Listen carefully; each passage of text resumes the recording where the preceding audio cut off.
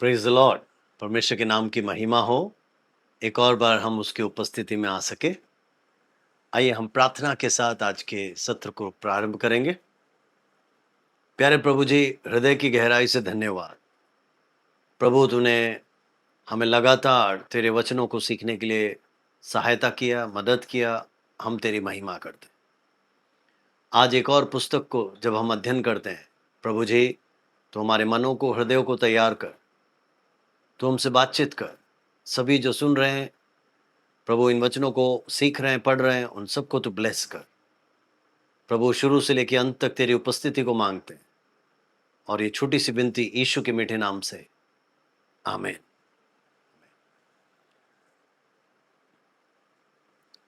मेरे प्रियो, पिछले सप्ताह हमने यिर्मयाह और विलाप गीत के पुस्तक को पढ़ा था। आज हम आगे बढ़ते हुए यहेजकेल या इंग्लिश में यजकिएल, इस पुस्तक को हम समझने का प्रयास करेंगे। जैसे मैंने आपको शुरुआत में बताया, हम पुराने नियम के चौथे भाग में हैं। चौथा भाग प्रोफेसी का भाग है। इसका मतलब प्रोफेटिकल बुक्स है, जिसमें दो भागों में बांटा गया है, बड़े भविष्यद्वक्ता और छोटे भविष्यद्वक्ता। तो आज हम बड़े भविष्यद्वक्ताओं में से तीसरा, इसका मतलब यहेजकेल नामक इस पुस्तक को पढ़ेंगे और उस व्यक्ति को भी समझने का प्रयास करेंगे। अब इस बड़े नबूवत के या भविष्यवाणी की इस पुस्तक में बहुत सारी बातें हैं जो मुझे और आपको सीखना और समझना है। ये पुस्तक हम देखते हैं इब्रानी बाइबल तनाख में, और जो मसीही पुराना नियम है, दोनों में पाया गया है और इसको महत्वपूर्ण माना गया। और ये जो पुस्तक है और ये जो भविष्यद्वक्ता यहेजकेल है, ये उस गुलामी के दौरान की बात है।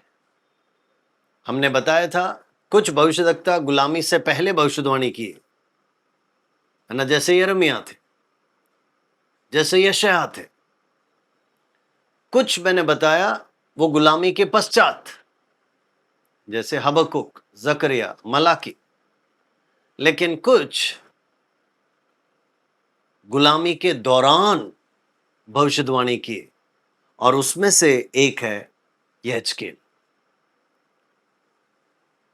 अब जब हम इस पुस्तक को पढ़ते हैं तब हमको पता चलता है इसका लेखक कौन है। पहला ही अध्याय, उसका तीसरा पद, यहोवा का वचन बूजी के पुत्र यहेजकेल याजक के पास पहुंचा और यहोवा की शक्ति उस पर वहीं प्रकट हुई। ठीक है। तो अधिकतर विद्वान इस बात को मानते हैं कि यह पुस्तक यहेजकेल के द्वारा लिखा गया। इस यहेजकेल शब्द जो कि इब्रानी भाषा से लिया गया है, उसका मतलब है गॉड इज स्ट्रॉन्ग या गॉड स्ट्रेंथन्स। इसका मतलब परमेश्वर मजबूत है, सामर्थी है, या परमेश्वर जो बल देता है। इस दो अर्थ के साथ हम इस यहेजकेल नबी के बारे में या उस नाम का अर्थ हम समझ गए। इन्होंने बाबुल का जो गुलामी था उस दौरान इन्होंने भविष्यवाणी की। तो इनका जो दिनांक है, डेट है, it is in between 593 BC and 563 BC। 593 ईसा पूर्व और 563 ईसा पूर्व के बीच में ये पुस्तक लिखी गई।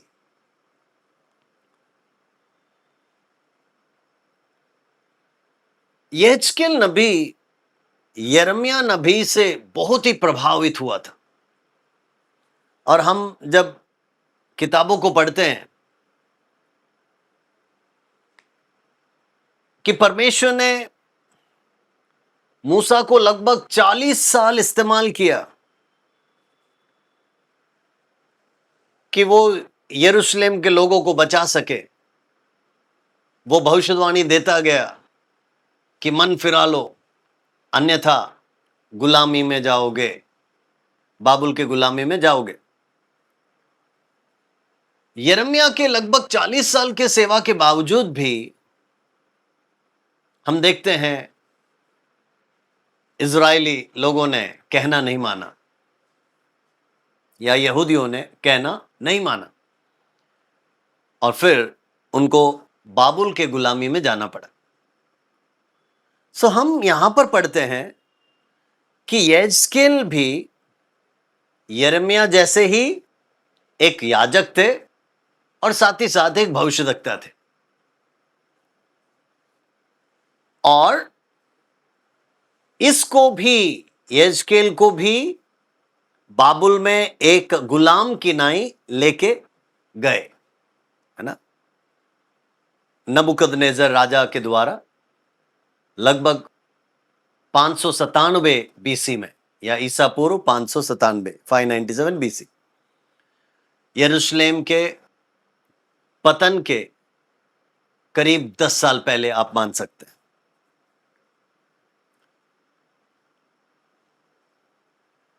लगभग 5 साल के बाद जब यहेजकेल 30 के उम्र का था, तब परमेश्वर ने उस गुलामी में से ही यहेजकेल को चुन लिया। इसका मतलब परमेश्वर के एक बड़े सेवकाई के लिए, भविष्यवाणी के लिए परमेश्वर ने यहेजकेल को चुन लिया। इसका मतलब यरूशलेम के पतन के लगभग 6 साल पहले, और ऐसा माना जाता है कि तब से लेकर अगला 16 साल, सो कुल मिलाकर 6 और 16, 22 साल अधिकतर विद्वान लोग मानते हैं, लेकिन कुछ लोग कहते हैं कि 22 से 25 साल उसने भविष्यवाणी की सेवा की या परमेश्वर की सेवा की। पहला अध्याय उसका 1, 2 और 3 जरा पढ़ेंगे। वहां पर देखिए क्या लिखा। 30वें वर्ष के चौथे महीने के 5वें दिन मैं बंधुओं के बीच कबार नदी के तीर पर था। तब स्वर्ग खुल गया और मैंने परमेश्वर के दर्शन पाए। यहोयाकीन राजा की बंधुआई के 5वें वर्ष के चौथे महीने के 5वें दिन को कसदियों के देश कबार नदी के तीर पर। इसका मतलब आप समझ सकते हैं, ये कबार नदी के तीर पर उन बाकी गुलामों के साथ ना, जो बंधुआई में लेके गए, यहां पर बैकग्राउंड हमने पढ़ा, उनके साथ वो रहता था। और यहां पर हम पढ़ते हैं कि परमेश्वर ने उस स्थान से यहेजकेल को चुन लिया। इतना आपके थोड़ा सा ध्यान में रखिएगा। अब इस पुस्तक के आउटलाइन, रूपरेखा को मैं समझाता हूं। मुख्य रूप से इस पुस्तक को हम 6 भागों में बांट सकते हैं।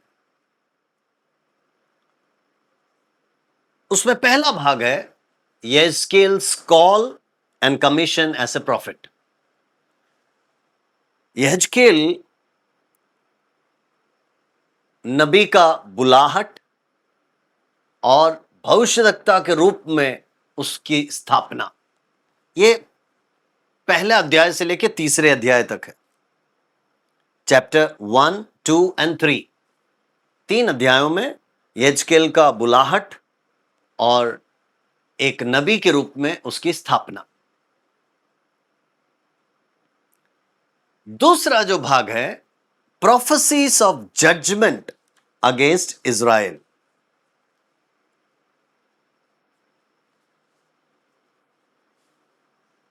इज़राइल के विरुद्ध न्याय के संबंधी भविष्यवाणियां, और इसमें चौथे अध्याय से लेकर करीब 24वें अध्याय तक यह लिखा गया है।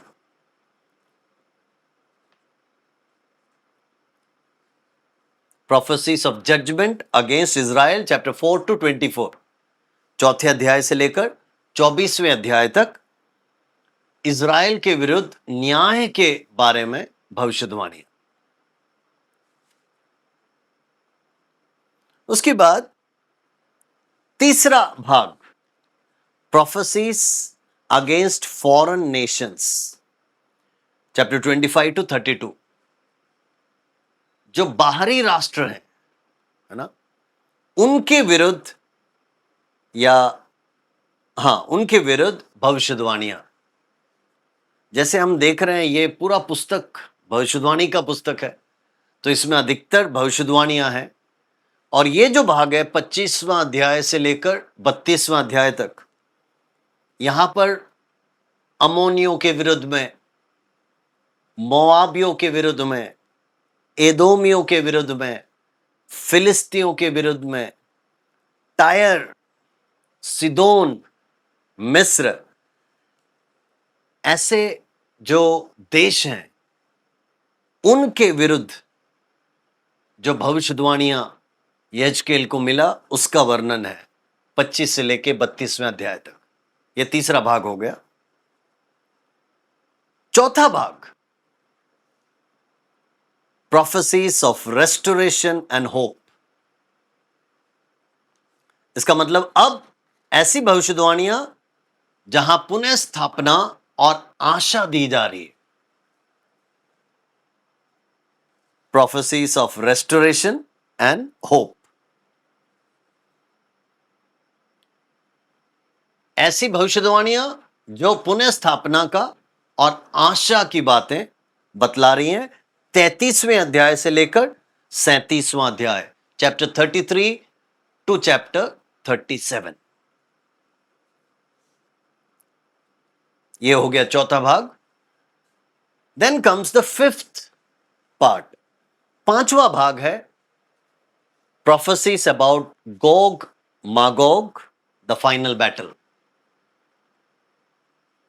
जो आखिरी मुख्य युद्ध है, गोग मागोग जिसे कहा जाता है, उसके बारे में यह पांचवा भाग है, जो कि 38वें और 39वें अध्याय में हम पढ़ते हैं, चैप्टर 38 एंड 39। और आखिर में छठवां भाग, visions of restored temple and the renewed worship. उस मंदिर के बारे में दर्शन बताया गया है जो कि अब पुनः स्थापित हो चुकी है, और जहां पर आराधना फिर से प्रारंभ कर दी गई। ये हम 40वें अध्याय से लेकर 48वें अध्याय तक पढ़ते हैं, chapter 40 to till 48, 40 onwards till 48। 40वें अध्याय से लेकर 48वें अध्याय तक जो पुनः स्थापित किया वो मंदिर, उसके बारे में दर्शन बताया जा रहा है, और जो आराधना वहां पुनः प्रारंभ हुई उसका उल्लेख है 40 से लेकर 48वें अध्याय तक। तो इस रीति से हम जब रूपरेखा को समझते हैं, यज्केल के इस पुस्तक में आप जानते हैं 48 चैप्टर्स हैं, तो उसको 6 भागों में बांटा है। तो इस रीति से जब आप समझोगे, पढ़ोगे, तब आपको आसानी से समझ में आएगा। अब मैं आपको इसका कुंजी पद की वर्ड बताना चाहूंगा। देखिए, जब हम इस पुस्तक को पढ़ते हैं, क्योंकि ये बड़ा पुस्तक है, हालांकि काफी सारे कुंजी पद हैं, लेकिन मैं मुख्य रूप से आपको 4 कुंजी पद को आपके सामने रखना चाहता हूं, जो मैं आपको पढ़कर भी सुनाऊंगा। पहला है यहेजकेल 11वां अध्याय, उसका 19वां पद। यहेजकेल चैप्टर 11 वर्सेस 19। यहां पर ऐसा लिखा है, और मैं उनका हृदय एक कर दूंगा और उनके भीतर नई आत्मा उत्पन्न करूंगा और उनकी देह में से पत्थर का सा हृदय निकालकर उन्हें मांस का हृदय दूंगा। आप जब इन अध्यायों को पढ़ेंगे तब आपको पता चलेगा कि प्रभु के लोग प्रभु से दूर हो रहे थे और घृणित कामों को कर रहे थे, घृणित पापों को कर रहे थे। लेकिन ऐसे में परमेश्वर उनको एक पुनः स्थापना की बातें करता है, एक आशा की बातें करता है। वो हम इस आयत में पढ़ते हैं कि मैं उनका हृदय को एक कर दूंगा और उनके भीतर एक नई आत्मा उत्पन्न करूंगा और उनकी देह में से पत्थर का सा हृदय हटाकर उन्हें मांस का हृदय दूंगा। Praise the Lord. तो ये एक कुंजी आयत है, की वर्स है। दूसरा है चैप्टर 22 वर्सेस 30, 22वां अध्याय, उसका 30वां पद। Chapter 22 versus 30। और मैंने उनमें से ऐसा मनुष्य ढूंढना चाहा जो बाड़े को सुधारे और देश के निमित्त नाके में मेरे सामने ऐसे खड़े हो कि मुझे उसको नाश ना करना पड़े, परंतु ऐसा कोई ना मिला। प्रभु मौका देता है, यूं ही किसी को नाश करना नहीं चाहता, वो बार बार मौका देता है। लेकिन कई बार जब वो किसी को ढूंढता है, किसी योग्य व्यक्ति को, किसी संत को, प्रभु के काम करने के लिए किसी एक नबी को, तब वो उनको चुनकर इस्तेमाल करता है। लेकिन कई बार वो ढूंढता है और कोई पाता नहीं। तो ऐसी स्थिति हम यहां पर पढ़ते हैं और इस कारण से परमेश्वर का क्रोध भड़क उठा। सो चैप्टर 22 वर्सेस 30 में ऐसा हम पढ़ते हैं। उसके बाद है चैप्टर 33 वर्सेस 11, 33वां अध्याय, उसका 11। सो तूने उनसे यह कह, परमेश्वर यहोवा की ये वाणी है, मेरे जीवन की सौगंध, मैं दुष्ट के मरने से कुछ भी प्रसन्न नहीं होता, परंतु इससे कि दुष्ट अपनी मार्ग से फिरकर जीवित रहे। हे इज़राइल के घराने, तुम अपने अपने बुरे मार्ग से फिर जाओ, तुम क्यों मरो। कई लोग सोचते हैं कि दुष्ट के मारे जाने से परमेश्वर खुश होगा। यहां पर लिखा है वो प्रसन्न नहीं होता है। वो तो चाहता है कि दुष्ट भी मन फिरा ले, बुरे मार्ग से फिर जाए। क्यों फालतू में मरना। कितना प्यारा है हमारा परमेश्वर। उस परमेश्वर के इस गुण को समझने का प्रयास करें और वैसा जीवन को हम जिए। और आखिर में चौथा, ये 36वें अध्याय में है, उसका 24 से लेके 26 तक। Chapter 36 versus 24 till 26। It says, मैं तुमको जातियों में से ले लूंगा और देशों में से इकट्ठा करूंगा और तुमको तुम्हारे निज देश में पहुंचा दूंगा। ये परमेश्वर का वायदा है। मैं तुम पर शुद्ध जल छिड़कूंगा और तुम शुद्ध हो जाओगे, और मैं तुमको तुम्हारे सारी अशुद्धता और मूर्तों से शुद्ध करूंगा। मैं तुमको नया मन दूंगा और तुम्हारे भीतर आत्मा उत्पन्न करूंगा, और तुम्हारी देह में से पत्थर का हृदय निकालकर तुमको मांस का हृदय दूंगा। ये हमने पहले भी पढ़ा था। तो ये बार बार देखिए परमेश्वर क्या करना चाहता है कि तुम्हारे कठोरता को हटाना चाहता है, तुम्हारे पत्थर दिल को हटाना चाहता है, और उसको मोम जैसा या उसको पिघलाना चाहता है ना, उसको मांस का हृदय में बदलना चाहता है। ये परमेश्वर की वाणी है। सो मुख्य रूप से ये हैं जो इस पुस्तक के मुख्य कुंजी आयतें है ना, वर्सेस, की वर्सेस। अब की वर्ड, कुंजी पद, उसमें देखो एक पद है सॉवरेन, सार्वभौमिक, सर्वोच्च। वो 217 बार यजकेल के पुस्तक में लिखा गया। तो सॉवरेन एक महत्वपूर्ण शब्द है, कीवर्ड है। दूसरा है नेशन या नेशंस, जाति जाति। ये 109 बार लिखा है। तीसरा सन ऑफ मैन, मनुष्य का पुत्र। तो यहां पर यहेजकेल को उस नाम से पुकारा गया है 93 टाइम्स, 93 बार। और इसके अलावा कवनेंट, वाचा, विशन, दर्शन, ग्लोरी, परमेश्वर की महिमा, ऐसे कुछ शब्द भी हम इधर पढ़ते हैं जो महत्वपूर्ण है। अब हम आगे बढ़ेंगे और इस पुस्तक के की थीम्स को समझने का प्रयास करेंगे, जिसको हम बोलते हैं कि मुख्य विषय क्या है ना, मुद्दे क्या है।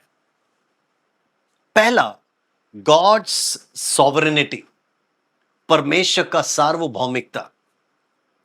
इस पूरे यजकेल के पुस्तक में जब हम पढ़ते हैं, हम देखते हैं कि नबी बार बार कहता है कि केवल परमेश्वर को राष्ट्रों के ऊपर और एक एक घटनाओं के ऊपर नियंत्रण है। Only God has control over every incidents, over every nations. तो ये एक मुख्य मुद्दा को दर्शाया है, परमेश्वर का सार्वभौमिकता, गॉड सॉवरेनिटी। दूसरी बात, जजमेंट एंड अकाउंटेबिलिटी, न्याय और जवाबदेही। इसका मतलब परमेश्वर,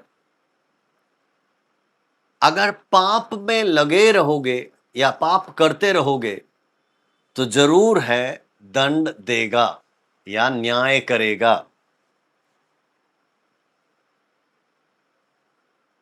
परमेश्वर के विरुद्ध अगर बलवा करोगे, वो चाहे परमेश्वर के लोग क्यों ना हो, यहूदियों ने किया, इजरायलियों ने किया, तो अगर तुम परमेश्वर के विरुद्ध बलवा करोगे तो न्याय निश्चय है। ये यहां पर बताया है, तो आपको ही जवाब देना है। उस रीति से यजकेल समझाता है। ये दूसरा मुख्य मुद्दा है। तीसरा, it talks about restoration and hope, पुनः स्थापना और एक नई आशा के बारे में बतलाता है। इतने सारे दर्शन वो बताता है, संदेशों को बताता है, जहां पर वो आशा दे रहा है। इसका मतलब वो वायदा कर रहा है कि परमेश्वर पुनः स्थापना करेगा, है ना, परमेश्वर सब कुछ नया बनाएगा। ये तीसरा मुख्य मुद्दा है। और चौथा मुख्य मुद्दा, the role of the prophet, भविष्यद्वक्ता का भूमिका। यजकेल अपने अनुभवों को यहां पर बतलाता है, और इज़राइल के अंदर एक भविष्यद्वक्ता का भूमिका क्या था, उसके कार्य क्या थे, वो सब यहेजकेल ने बहुत ही सुंदर रीति से यहां पर समझाया है।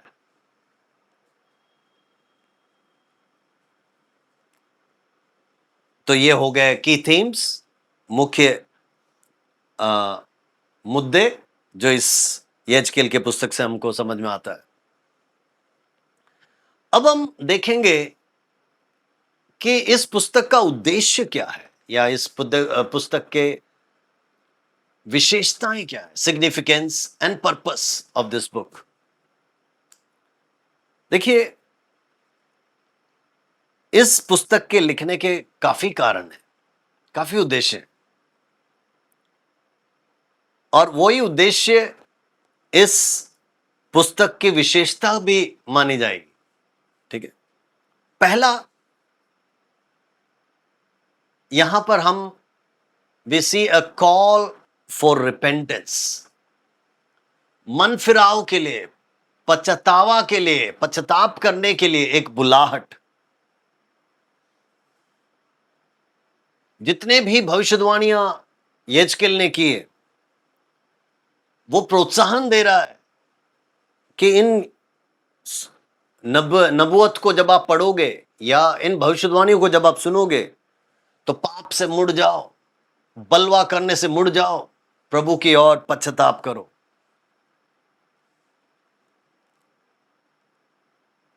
So it's a call for repentance. दूसरी बात, अ प्रॉमिस ऑफ रेस्टोरेशन, पुनः स्थापना का, पुनर्जीवन का यहां पर एक नया वायदा किया है कि परमेश्वर फिर से स्थापित करेगा, वो माफ करेगा। तीसरी बात, a glimpse into God's character, परमेश्वर के चरित्र के बारे में भी यहां पर दर्शाया गया है।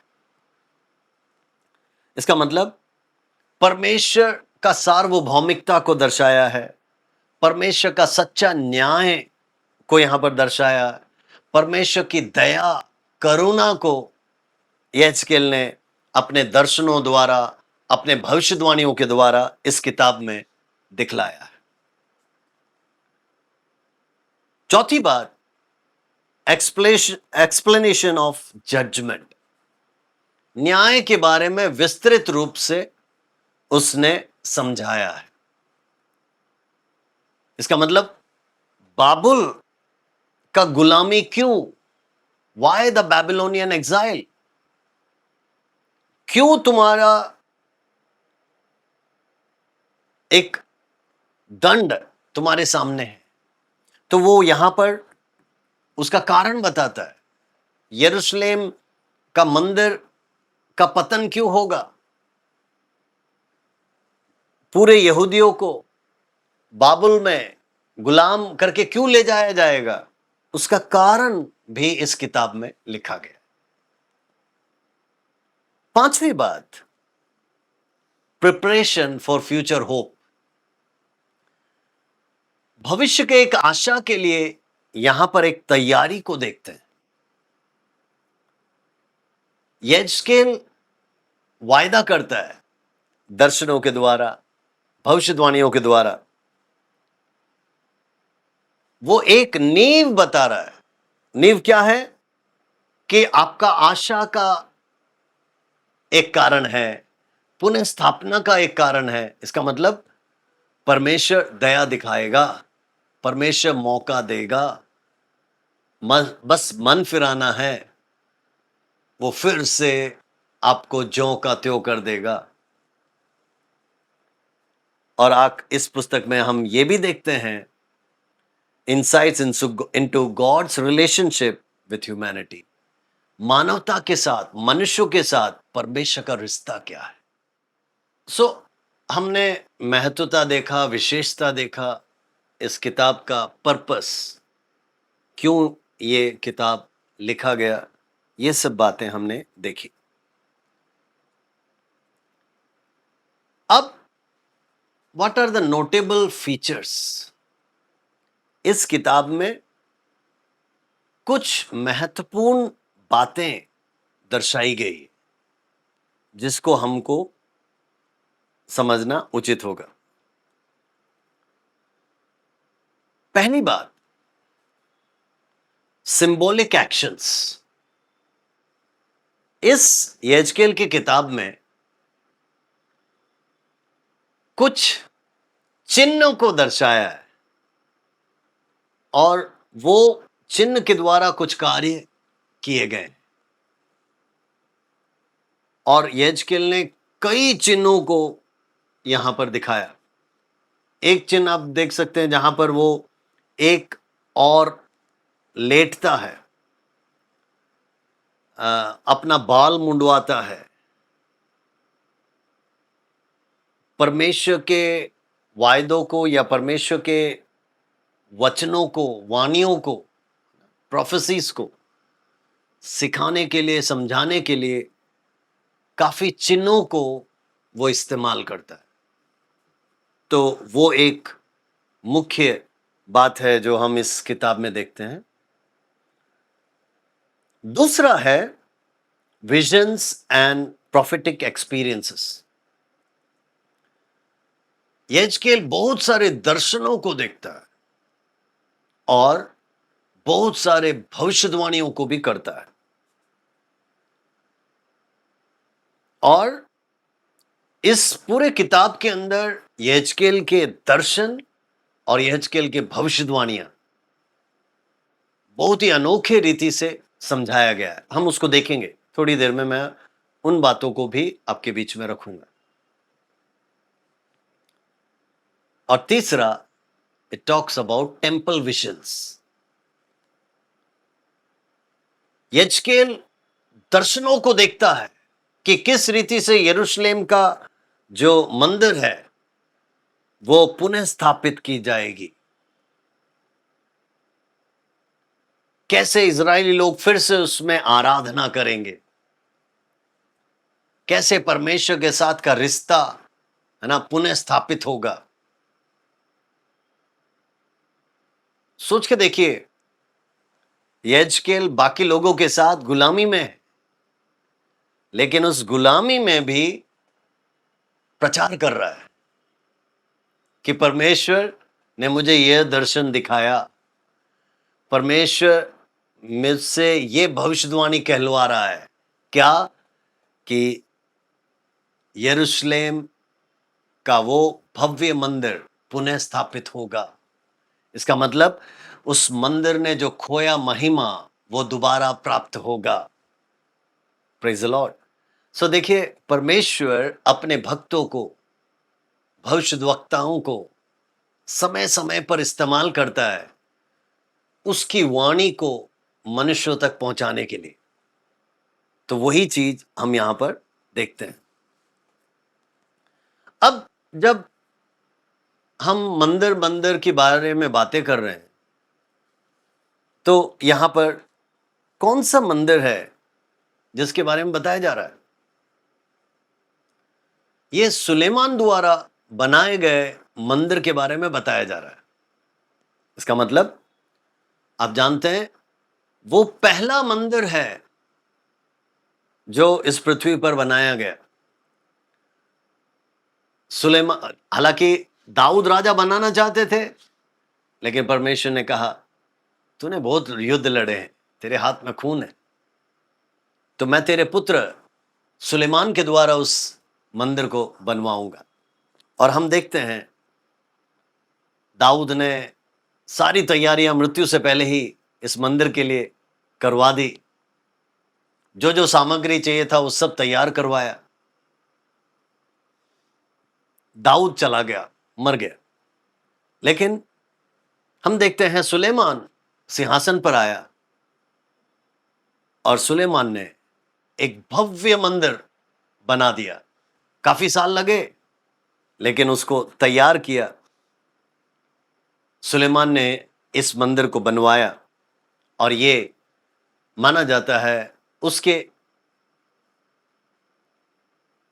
साम्राज्य के समय पे लगभग 10वीं ईसा पूर्व 10th सेंचुरी BC शताब्दी, 10वीं शताब्दी ईसा पूर्व में ये बनाई गई थी।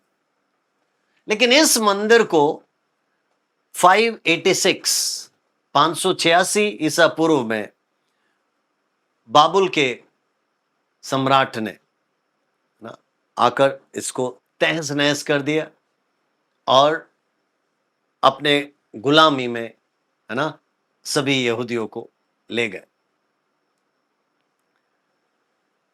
ऐसे में यहेजकेल भविष्यवाणी करता है इस मंदिर के बारे में कि ये मंदिर टूटा या ये मंदिर सब अब विरोधी के हाथ में है, लेकिन परमेश्वर उसको पुनः खड़ा करेगा। तो देखिए, यहेजकेल भी एक गुलाम है। हमने पढ़ा वो याजक था, वो भविष्यद्वक्ता था, लेकिन अब गुलामी में है। लेकिन उस गुलामी में ही वो ये भविष्यवाणी कर रहा है। प्रभु ने जो दर्शन उसको दिखाए, प्रभु ने जो वाणियां उसको बताई, वो ये बतला रहा है। अब याद रखना, पहला मंदिर यरूशलेम के या पूरे इज़राइलियों के लिए बहुत ही भव्य था और आत्मिक रूप से और सामूहिक रूप से, सांस्कृतिक रूप से, हर रीति से यह मंदिर बहुत ही महत्वपूर्ण माना जाता था और यह आराधना का मुख्य जगह था, बलि चढ़ाने का मुख्य जगह था। तो उसी को बैबिलोनियंस या बाबुल के लोगों ने आकर, है ना, तहस नहस किया और वो वहां के लोगों को गुलामी में लेके गए।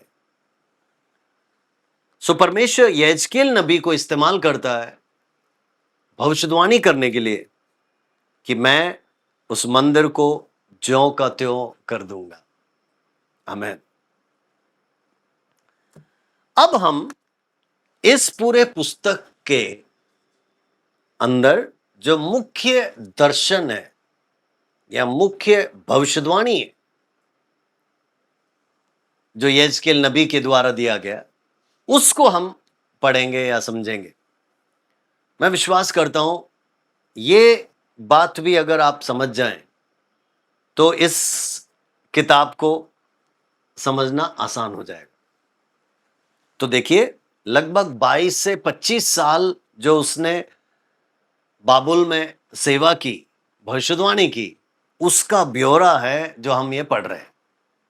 ठीक है, तो अब हम देखेंगे मुख्य दर्शन और मुख्य भविष्यवाणी जो यहेजकेल के द्वारा दी गई, की विजन्स एंड प्रोफेसीज ऑफ यहेजकेल। उसमें पहला विजन ऑफ द चेरुबिम,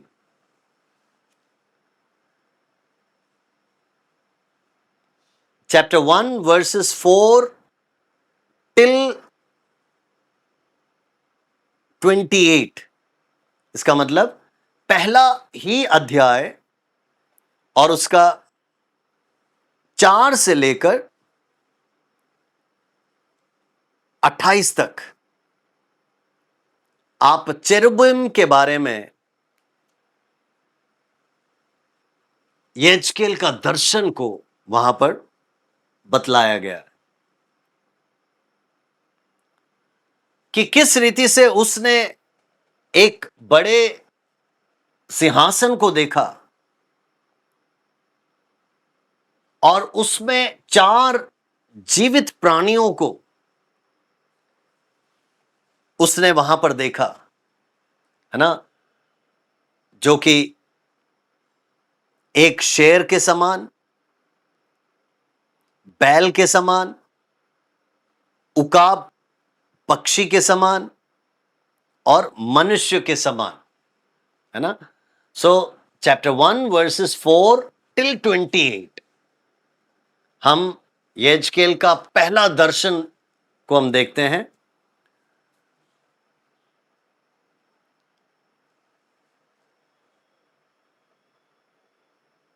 एक परमेश्वर का सिंहासन और उसमें चेरुबिम है ना।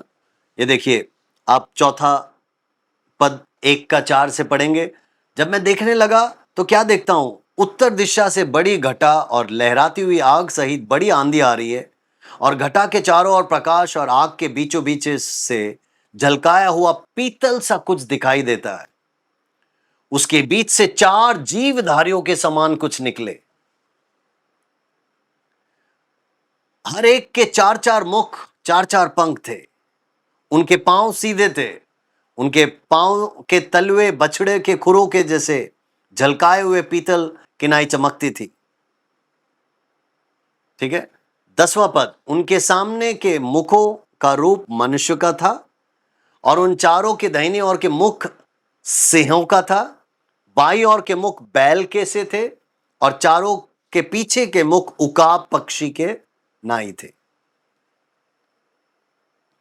जो पहला विजन है, दर्शन है, परमेश्वर के सामर्थ और महिमा को यहां पर दर्शाया गया है, जो यहेजकेल का पहला विजन माना जाता है। दूसरा, chapter 2 verses 9 to chapter 3 verses 3, दूसरा अध्याय उसका 9 से लेकर तीसरा अध्याय के 3 तक। Vision of the scroll. उसने एक सूची पत्र या एक पुस्तक का दर्शन देखा।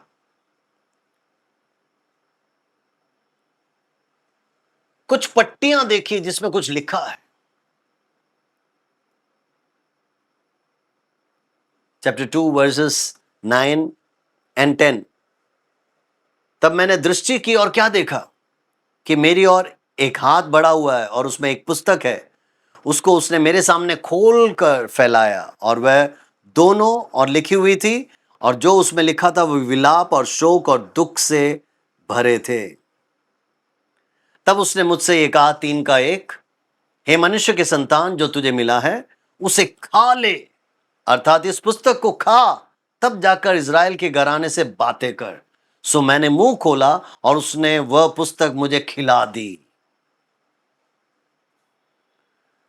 तब उसने मुझसे कहा, चैप्टर 3 वर्सेस 3, हे मनुष्य के संतान, ये पुस्तक जो मैं तुझे देता हूं उसे पचा ले और अपने अंतड़ियों को इससे भर ले। सो मैंने उसे खा लिया और मेरे मुंह में वह मधु के तुल्य मीठी लगी। फिर उसने मुझसे कहा, हे मनुष्य के संतान, तू इज़राइल के घराने के पास जा कर उनको मेरा वचन सुना। हालेलुया। इसका मतलब पहले कहा खा, जो लिखी हुई बातें, ये महत्वपूर्ण संदेश है। परमेश्वर के इन महत्वपूर्ण संदेश को लिख ले, उसका प्रभाव बहुत ज्यादा है, और जाके सारे इजरायलियों को बता दे। आमीन। सो इसीलिए हमने देखा था कि इसमें बहुत सारे सिंबॉलिक एक्शंस इस पुस्तक में है। ऐसे बहुत सारे चिन्ह इस पुस्तक में हम देखते हैं, पढ़ते हैं। तो chapter 2 verses 9 till chapter 3 verses 3, दूसरा विजन हम देखते हैं, विजन ऑफ द स्क्रॉल, या सूची पत्र या चरम पत्र या पट्टियों में का दर्शन। तीसरा, विजन ऑफ द प्लेन। इसका मतलब एक समतल भूमि का दर्शन।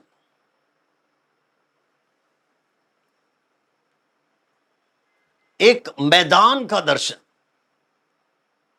ठीक है। ये तीसरा अध्याय 22 और 23 में हम देखते हैं, चैप्टर 3 वर्सेस 22 एंड 23। फिर यहोवा की शक्ति वहीं मुझ पर प्रकट हुई और उसने मुझसे कहा, उठकर मैदान में जा और वहां मैं तुझसे बातें करूंगा। सो देखिए, परमेश्वर कई बार हमसे बिल्कुल अजीब बातें कर सकता है। अभी हमने देखा, उसको कुछ पुस्तक दिया जिसमें कुछ बातें लिखी हुई थी, कहा खा जा।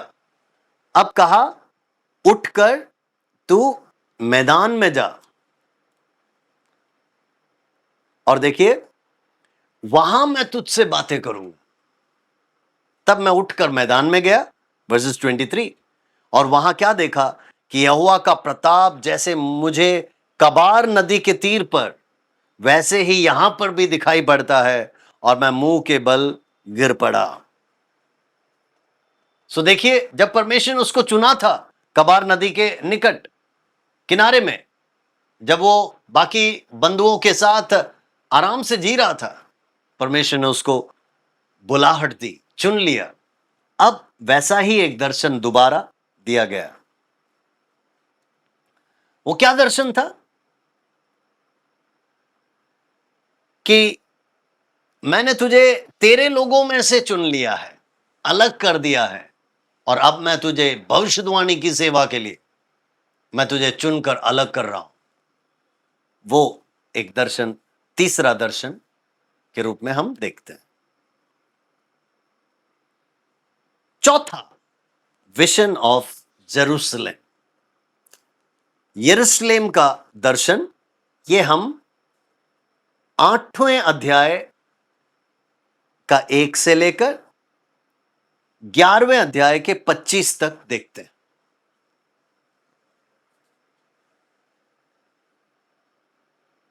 चैप्टर 8 वर्सेस 1 में लिखा है, फिर 6वें वर्ष के 6वें महीने के 5वें दिन को, जब मैं अपने घर में बैठा था और यहूदियों के पुरनिये मेरे सामने बैठे थे, तब प्रभु यहोवा की शक्ति वहीं पर मुझे पर प्रकट हुई, और मैंने देखा कि आग सा एक रूप दिखाई देता है, और फिर उसका पूरा दर्शन जो उसने पाया। So this is the fourth vision which is concerning Jerusalem. यरूशलेम के बारे में चौथा दर्शन है, 8वें अध्याय 1 से लेकर 11वें अध्याय के 25 तक। अब यहां पर 4 बातें हम देखते हैं। एक, 4 अबोमिनेशन इन द टेम्पल, मंदिर के अंदर जो 4 घृणित कार्य हुआ उसका वर्णन है 8वें अध्याय में। 9वें अध्याय में inhabitants of the city slain, इसका मतलब जो निवासी शहर में रह रहे थे उनको मार डाला गया, 9वें अध्याय में है। 10वां अध्याय, सिटी डिस्ट्रॉयड बाय फायर, पूरा शहर को आग लगा दिया, नष्ट हो गया। और 11वां अध्याय, डिपार्चर ऑफ गॉड्स ग्लोरी, परमेश्वर की महिमा उठ गई। तो देखो, ये जो चौथा दर्शन है, विजन ऑफ जेरूसलेम, यरूशलेम के बारे में परमेश्वर दर्शन दिखा रहा है यहेजकेल को, और उसमें 4 मुख्य बातें हमने देखी 8वें अध्याय में। 4 अबोमिनेशन इन द टेम्पल, मंदिर के अंदर 4 घृणित कार्य हो गए। दूसरा, inhabitants of the city slain, शहर के निवासियों को पूरी तरह मार डाला गया, 9वें अध्याय में। उसके बाद 10वें अध्याय में सिटी डिस्ट्रॉयड बाय फायर, पूरा शहर आग से नष्ट कर दिया गया। और 11वां अध्याय, डिपार्चर ऑफ गॉड्स ग्लोरी, परमेश्वर की महिमा यरूशलेम के ऊपर से उठ गई। तो ये चौथा दर्शन था यहेजकेल का। Then fifth is called vision of the dry bones, सूखे हड्डियों का दर्शन, जो कि चैप्टर 37 वर्सेस 1 to 10, 37वां अध्याय उसका 1 से लेकर 10 तक, सूखे हड्डियों का दर्शन। 37 का 1 में पढ़ दूं, यहोवा की शक्ति मुझ पर हुई, और वह मुझ में अपना आत्मा समवा कर बाहर ले गया, और मुझे तराई के बीच खड़ा कर दिया, और वह तराई हड्डियों से भरी हुई थी। आप उस पूरे अध्याय को पढ़ेंगे तब आपको पता चलेगा कि परमेश्वर ने उसको पूरा घुमाया, चारों तरफ घुमाया, और उस पूरे तराई में, उस वैली में पूरे हड्डियां ही हड्डियां, सूखी थी।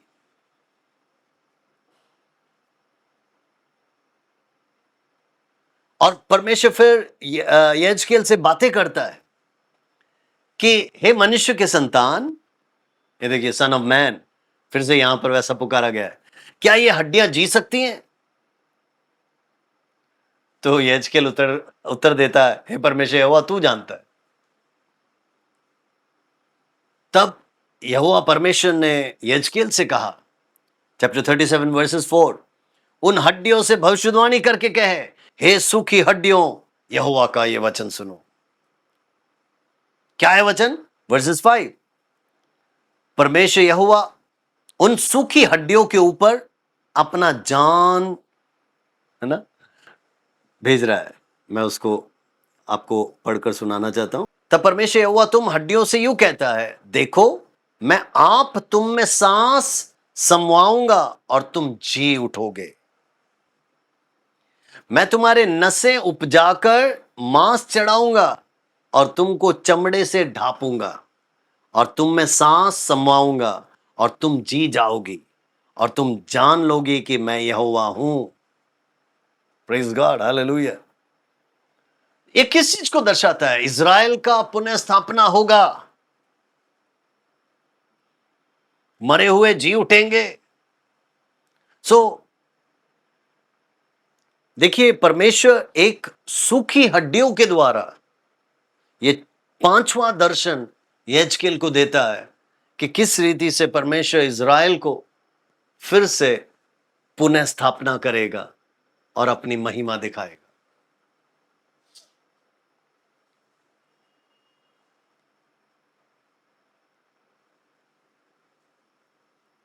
उस पूरे अध्याय को आप पढ़िएगा, ये बहुत ही रुचि में एक दर्शन है और आज भी मेरे और आपके लिए ये लागू होता है कि परमेश्वर हमारी सूखी अवस्थाओं को बदल सकता है। उसको ज्यादा समय नहीं लगता। हम प्रभु की ओर मुड़ जाएं, प्रभु के पास चले जाएं, दीन बन जाएं, नम्र बन जाएं, वो हमारे बंद अवस्थाओं को खोल सकता है। हमारे बंधनों को वो बिल्कुल बिल्कुल तोड़कर अलग कर सकता है। हमारे अंदर एक नई जान फूंक सकता है। इतना सामर्थ्य है परमेश्वर, इस पुस्तक के द्वारा हम समझ सकते हैं। और जो आखिरी मुख्य दर्शन यहेजकेल ने पाया, that is vision of the new temple and associated scenes. नए मंदिर का दर्शन और उससे संबंधित जानकारियां, ये 40वां अध्याय से लेकर 48वें अध्याय तक हम देखते हैं। चैप्टर 40 ऑनवर्ड्स टिल 48 उस महिमामय मंदिर का बखान किया गया है, एक्सप्लेन किया गया है। उसके आजू बाजू के जगह का वर्णन किया गया है। परमेश्वर का भविष्य में कैसा राज होगा उसका वर्णन किया गया है। और यरूशलेम का पुनः स्थापना कैसे होगी उसका वर्णन किया गया है। सो chapter 40 till 48 it talks about the new temple and the vision concerning that। नया मंदिर और उससे संबंधित सारा जो दर्शन उसने पाया उसका विवरण 40वें अध्याय से लेकर 48वें अध्याय तक देखते हैं। अब देखिए, आप थोड़ा सा समय निकालकर इसको अगर आप पढ़ेंगे तो बहुत ही रुचि में है, क्योंकि मंदिर के चारों तरफ का दीवार, मंदिर का एक्सटीरियर कैसा होगा, इसका मतलब बाहरी इलाका कैसा होगा, the interior of the temple, इसका मतलब मंदिर के अंदर की स्थिति क्या होगी, परमेश्वर की महिमा कैसे वापस मंदिर में आएगा, याजक वहां पर कैसे सेवा टहल करेंगे, और फिर किस किस को क्या क्या भूमि बांटी जाएगी, याजकों का कर्तव्य क्या होगा, और जीवन देने वाला पानी के बारे में बहुत सारी बातें ये आखिरी करीब 8 अध्यायों में यहेजकेल ने जो दर्शन पाया वो बतलाया गया है। हमने क्या देखा? मुख्य रूप से करीब 6 की विजन्स है। इसका मतलब 6 महत्वपूर्ण दर्शन है जो यहेजकेल ने देखा और उसको भविष्यवाणी के रूप में उसने बतलाया। अब अंत करने से पहले मैं आपको बतलाना चाहता हूं कि इस पुस्तक से परमेश्वर आज मुझसे और आपसे क्या बातचीत करना चाहता है। ठीक है, देखिए, एक तो हम देख रहे हैं शुरुआती भाग में जजमेंट अगेंस्ट इज़राइल, इज़राइल के विरुद्ध न्याय के बारे में बताया। दूसरी बात, जजमेंट अगेंस्ट नेशंस, राष्ट्रों के विरुद्ध न्याय के बारे में बताया। लेकिन लास्ट में हम देखते हैं it talks about the consolation for Israel, Israel के लिए सांत्वना की बातें भी बतलाई गई। इसका मतलब यहां पर बार बार यह बतलाया गया कि हां, गलती करने पर, बलवा करने पर, परमेश्वर के विधियों को तोड़ने पर प्रभु दंड देता है। लेकिन जब हम उससे प्रार्थना करते हैं, विलाप करते हैं, मन फिराते हैं, परमेश्वर अपना अनुग्रह उंडेलता है ना?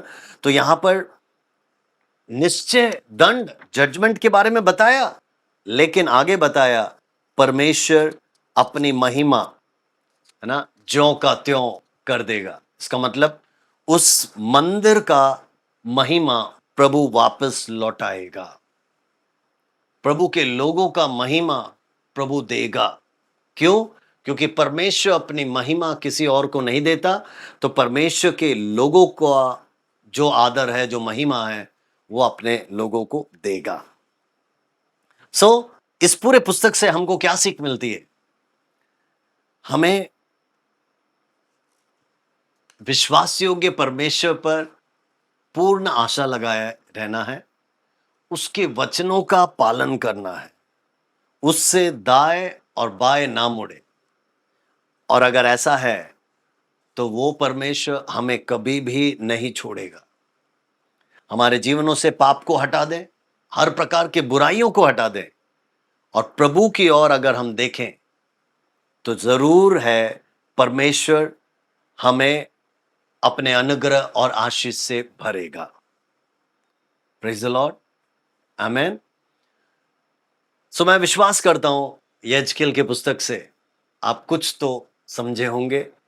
इस रीति से आप अगर वचनों को पढ़ेंगे, मैं विश्वास करता हूं आप जरूर परमेश्वर के महिमा को इस पुस्तक के द्वारा देखेंगे। आइए हम प्रार्थना करें। प्यारे प्रभु जी, हृदय की गहराई से धन्यवाद, क्योंकि तूने हमसे बातचीत की। प्रभु, यहेजकेल के जीवन के लिए धन्यवाद, उसके दर्शनों के लिए धन्यवाद, उसके भविष्यवाणियों के लिए धन्यवाद, इस अद्भुत किताब के लिए धन्यवाद। प्रभु, इसमें से भी बहुत सारी बातें तूने हमें सिखाई, हम कोटि कोटि धन्यवाद देते हैं। प्रभु, जितने जन सुन रहे हैं, सीख रहे हैं, सबको तू ब्लेस कर, अनुग्रहित कर। प्रभु जी, प्रार्थना सुना इसलिए धन्यवाद। सारा आदर, महिमा, इज्जत और जलाल तुझे मिले, और ये छोटी सी विनती यीशु के मीठे नाम से मांगते हैं, सुन और दया से ग्रहण कर प्रभु जी, आमीन, आमीन। प्रभु आप सबको अनुग्रहित करे, आशीषित करे। अगले सप्ताह हम फिर एक किताब के साथ फिर मिलेंगे। तब तक के लिए नमस्कार, थैंक यू।